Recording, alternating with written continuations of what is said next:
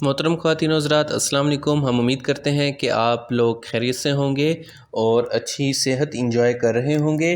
तो आज का हमारा लेक्चर है what is mood in English grammar, कि इंग्लिश ग्रामर के अंदर मूड क्या होता है। और ये हमारा इंग्लिश ग्रामर की सीरीज़ का लेक्चर नंबर 18 है। अगर आपने पहले वाले लेक्चर नहीं देखे तो वो भी देख लें, आपकी इंग्लिश ग्रामर बहुत ज़्यादा इम्प्रूव हो जाएगी।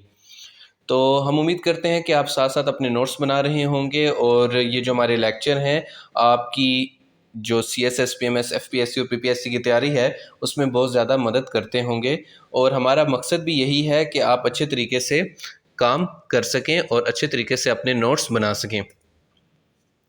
तो जो इंग्लिश ग्रामर के अंदर मूड होता है वो दरअसल ये बताता है कि जब किसी शख्स ने कोई बात कही तो उस वक्त उसका एटीट्यूड क्या था, वो उसने किस अंदाज में की। जो अंदाज होता है, अंदाज़े बयां होता है, उसको इंग्लिश ग्रामर में मूड कहते हैं। जैसे कि डोनाल्ड ट्रंप कह रहे हैं I am always in a good mood, कि मैं हमेशा अच्छे मूड में होता हूँ। और हम सब जानते हैं कि ये काफ़ी अच्छा मजाक है। तो मूड ग्रामेटिकल सेंस में स्पीकर के एटीट्यूड को बता रहा होता है कि जो वो बात कर रहा है वो किस एटीट्यूड से कर रहा है। और जो मूड है इंग्लिश ग्रामर में, तो 4 मूड होते हैं वर्ब के, इंडिकेटिव, इम्पेरेटिव, सब्जेक्टिव और कंडीशनल। तो अगर आप देखें तो इंडिकेटिव मूड क्या होता है, जो कि स्टेट्स अ फैक्ट और आस्क अ क्वेश्चन, कि जिसमें कोई किसी चीज़ के बारे में दरियाफ्त किया जा रहा होता है। इम्परेटिव मूड क्या होता है, एक्सप्रेस एन ऑर्डर, जिसमें ऑर्डर दिया जा रहा होता है, जैसे कि डोंट ईट गार्लिक। फिर सब्जेक्टिव मूड क्या होते हैं, जिसमें किसी विश का, सजेशन का या पॉसिबल कंडीशन के बारे में बताया जा रहा होता है।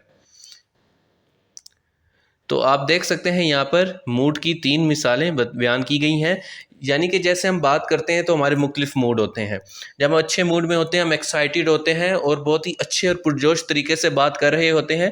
और जब हमें पैसे चाहिए होते हैं तो हम कहते हैं यार, अरे यार जहर खाने का पैसा नहीं है, अरे बाबा जहर खाने का पैसा नहीं है, 100 रुपये उधार मिलेगा।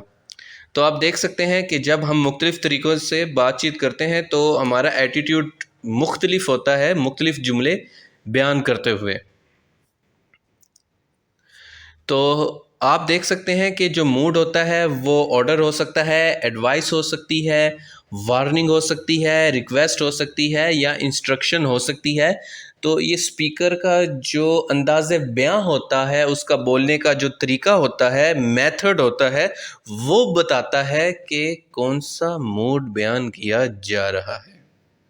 और ये इम्पेरेटिव मूड की एक मिसाल थी जो आपको मैंने बताया, ऑर्डर, एडवाइस, वार्निंग, रिक्वेस्ट और इंस्ट्रक्शन, एक्सेट्रा एक्सेट्रा।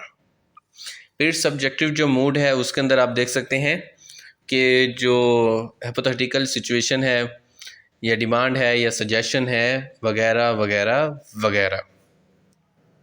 आप स्क्रीन को पॉज करके इसको स्टडी कर सकते हैं। तो अगर आप साथ साथ अपने नोट्स बनाते रहेंगे तो ये लेक्चर आपकी मदद करते रहेंगे और नोट्स आपको इजाफी फ़ायदा देंगे।